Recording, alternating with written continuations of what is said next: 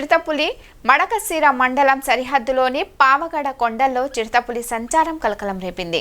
గత 3 నెలల్లో దాదాపు 10 నుంచి 15 కుక్కలను చిరుతపులి ఎత్తుకెళ్లింది. అటవీశాఖ అధికారులు చిరుతపులి కోసం బోను ఏర్పాటు చేశారు. ఈ సందర్భంలో రాత్రి బోనులో చిరుత చిక్కింది.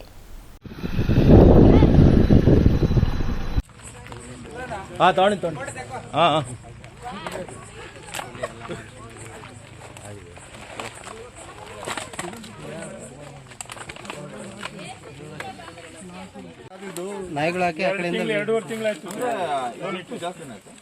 ಬೋನಿಟ್ಟು ಬಹಳ ದಿನ ಆಯ್ತು. ಮಡಸಿದ ಹತ್ರ ಮರಿ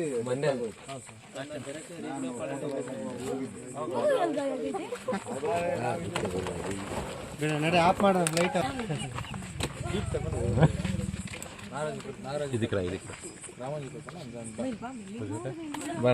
ಏನು ಎಲ್ಲಿ ಬಿಡ್ತೀರ?